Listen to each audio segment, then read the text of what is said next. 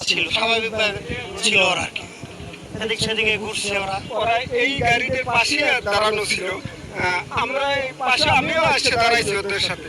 তাই আমরা তো আর এটা বুঝি না যে ওরা যে গুলি করবো। উল্টো পথে মতিঝিল শাপলা চত্বর হয়ে দৈনিক বাংলা মোড়ে টার্ন নিয়ে ঢুকে পড়েন পল্টনের বক্স কালভার্ট সড়কে। 2.5 ঘন্টা ধরে ফাঁকা জায়গা খোঁজার পর 2:24 খুব কাছ থেকে দুটি গুলি করে ফয়সাল। সারা দেশে যখন আলোড়ন চলছে, শুটাররা তখন ব্যস্ত পালাতে। বিজয়নগর, কাকরাইল, শাহবাগ হয়ে ফার্মগেট সোজা চলে যান বোনের বাড়ি পশ্চিম আগারগাঁওয়ে। বিকেল 3টায় সেখানে পৌঁছান, শুরু হয় নাটকীয়তা। ঠিক এই সময় বাসা ভাড়া নিতে এসে কলিং বেল চাপতে আইন শৃঙ্খলা বাহিনী আতঙ্কে অস্ত্রের ব্যাগ নিচে ফেলে দেয় ফয়সাল। পাশের বাসার ছাদে ফেলে দেয় ফোনও। গুলির খবর জেনে যায় পুরো পরিবার। অস্ত্র ও মোটরসাইকেল রেখে পালিয়ে যেতে চাইলে বেঁধে যায় বিপত্তি। পরে মা ও বাবা জড়িয়ে পড়ে আলামত নষ্ট করতে।